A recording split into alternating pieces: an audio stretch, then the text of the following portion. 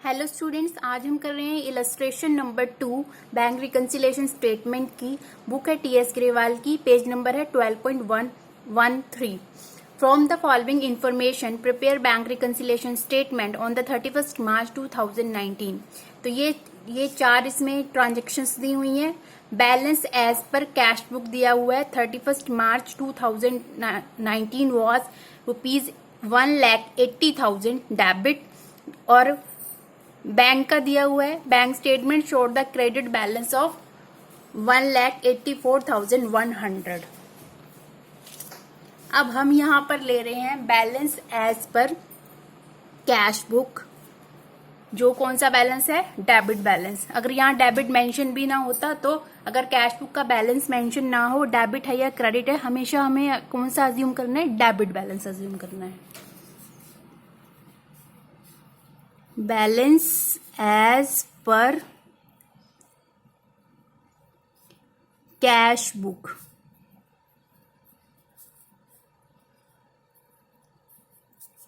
₹1,80,000। ठीक है। Cheque from Murarji, Dinkar, Baliram were deposited into account in March 2019 what were credited by bank in April 2019। Murarji, Dinkar और बलीराम, ये तीनों क्या हैं? ये हैं बिजनेस ऑर्गेनाइजेशन के डेटर्स। इन तीनों ने क्या किया? चेक जो है बैंक में लगाया। ठीक है, चेक में बैंक में चेक लगाया, और बिजनेस ऑर्गेनाइजेशन को भी इस बात की इंफॉर्मेशन थी। बिजनेस ऑर्गेनाइजेशन ने क्या किया? अपने अकाउंट्स में, अपने कैश बुक में, बैंक कॉलम में इन चेक्स को रिसीट साइड पे डेबिट कर दिया। ठीक है। पर जो बैंक है, बैंक ने इन चेक को क्रेडिट कब किया? अप्रैल 2019 में। पर हमें बैंक रिकंसिलिएशन स्टेटमेंट बनानी है एज ऑन 31st मार्च 2019। तो 2 मार्च 2019 तक इन चेक्स को बैंक ने क्रेडिट नहीं किया, तो हमें क्या करना होगा? इन चेक्स को लेस कर देना है। ये टोटल तीनों को ऐड कर लेंगे, या फिर अलग अलग करके भी हम दिखा सकते हैं। इनको हम करेंगे लेस। यहां पर लिख देते हैं, check deposited into the bank but not credited by bank till 31st March 2019। कौन कौन से चेक्स हैं उनका सबका नाम लिख देंगे। मुरारजी का, मुरारजी इनका है 2500 का। बलीराम इनका 2400। दिनकर 3000। नेक्स्ट देखिए, cheque issue to M Kher 3000, Natwar Lal 5000, Daya Bhai 3000 in March 2019 were presented for payment in April 2019। ये जो तीनों हैं, एम खेर, नटवर लाल और दया भाई, ये है बिजनेस ऑर्गेनाइजेशन के क्रेडिटर। बिजनेस ऑर्गेनाइजेशन ने क्रेडिटर्स को 3000, 5000 और 3000 के चेक काट के इन तीनों को दे दिए, और बिजनेस ऑर्गेनाइजेशन ने कैश बुक में बैंक कॉलम में क्रेडिट साइड पे, पेमेंट साइड पे चेक्स को क्रेडिट कर दिया। पर इन्होंने क्या किया? इन तीनों ने चेक जो है बैंक में प्रेजेंट किए पेमेंट के लिए अप्रैल 2019 में। पर हम कब तक की बीआरएस बना रहे हैं? As on 31st 2019।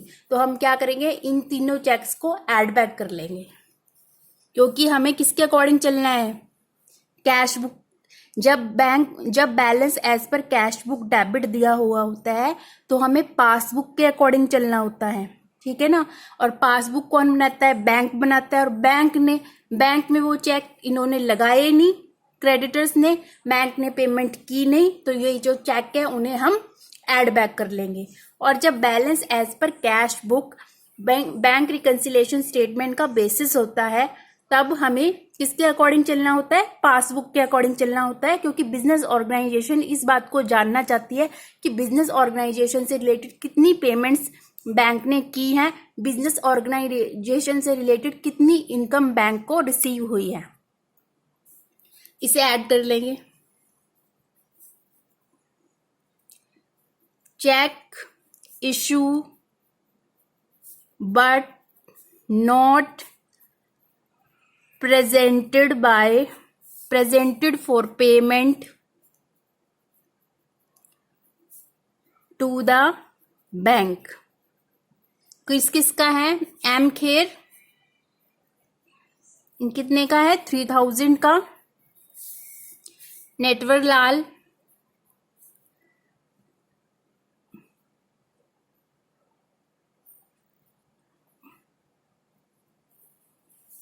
$5000। दया भाई,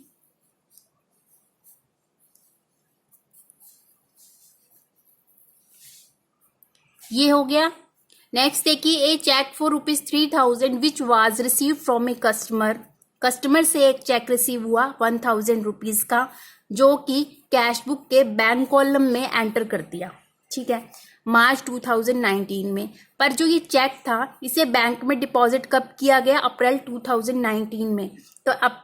तो मार्च में बैंक में चेक लगाया ही नहीं, तो बैंक ने इनकम ऐड की ही नहीं, और बैंक ने पासबुक में जब इनकम ऐड की ही नहीं, हमें पासबुक के अकॉर्डिंग चलना है, तो हम इस चेक को क्या करेंगे? लेस कर देंगे। BRS में यहाँ पे लेस आ जाएगा। Check received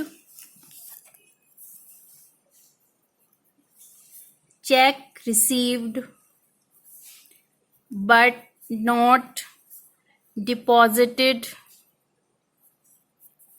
to the bank।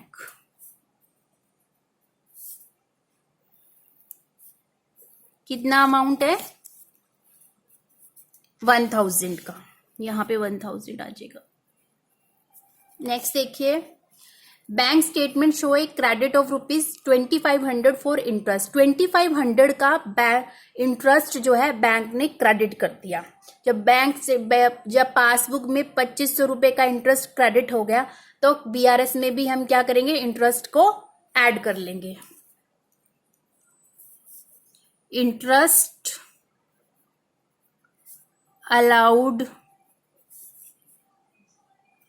Allowed by bank कितना है? 2500, क्योंकि हमें पासबुक के अकॉर्डिंग चलना है। पासबुक और बैंक स्टेटमेंट एक ही बात होती है। A debit of ₹500 for bank charges. Bank ने क्या किया? ₹500 के बैंक चार्जेस जो है काट लिए बिजनेस ऑर्गेनाइजेशन के बिजनेस बैंक अकाउंट से। बैंक चार्जेस क्यों काटे जाते हैं? जो बैंक बिजनेस ऑर्गेनाइजेशन को डिफरेंट टाइप की सर्विसेज प्रोवाइड करता है, उसके लिए बैंक चार्जेस जो है वो डिडक्ट करता है। किसी भी तरह की सर्विस हो सकती है, बैंक से DD बनवाया गया, या फिर बैंक ने इंश्योरेंस प्रीमियम पे किया, रेंट पे किया, या फिर इंटरेस्ट कलेक्ट किया। इस तरह की जो सर्विसेज हैं उस पर बैंक चार्जेस जो है चार्ज होते हैं, तो अब इसे लेस कर देंगे। Bank charges charged by bank, क्योंकि हमें पासबुक के अकॉर्डिंग चलना है। पासबुक में बैंक चार्जेस जो है उसको हम लेस कर चुके हैं, तो BRS में भी लेस कर देंगे। कितने का है? 500 का। अब हमें क्या करना है? जो ऐड कॉलम्स है उनका टोटल लगाना है, जो लेस कॉलम है उनका टोटल लगाना है। और एक बात मैं आपको बता दूं, हमने बेसिस लिया इसमें balance as per cash book debit balance, तो हमारा जो आंसर आएगा वो 1,84,100 आएगा। ठीक है, अगर 1,84,100 आंसर नहीं आता, इसका मतलब हमारी प्रैक्टिकल प्रॉब्लम है वो गलत है। और अगर हमने बेसिस लिया होता बैंक स्टेटमेंट के क्रेडिट बैलेंस को तो हमारा आंसर आता 1,80,000। और अगर 1,80,000 नहीं आता, इसका मतलब हमने कहीं ना कहीं कोई मिस्टेक प्रैक्टिकल प्रॉब्लम में सॉल्यूशन में की है। तो इसको ऐड कर लेंगे, पहले ऐड कॉलम्स आ जाएंगे। 13,500, sorry for disturbance. Less columns का भी टोटल कर लेंगे, लेस कॉलम का टोटल करेंगे, ये आ जाएगा 9,400। इसको ऐड करेंगे, ये आएगा हमारा 1,93,500। इसमें से 9,400 लेस करेंगे, जो आ जाएगा 1,84,100। ये आ जाएगा आपका ओवरड्राफ्ट, सॉरी, ये आपका आ जाएगा बैलेंस एज पर पासबुक। कौन सा बैलेंस आएगा? क्रेडिट बैलेंस आएगा, ओवरड्राफ्ट नहीं आएगा, सॉरी। अब ये मैंने इस तरह से करके आपको बता दिया। इस इलस्ट्रेशन को आप पार्ट 1 समझिए। पार्ट 2 में मैं आपको इसका पासबुक का क्रेडिट बैलेंस लेके 1,80,000 आंसर निकाल के दिखाऊंगी कि उसमें कैसे करना है। आई होप आज की इलस्ट्रेशन आपको समझ में आई होगी। मिलेंगे नेक्स्ट वीडियो में। Thank you so much.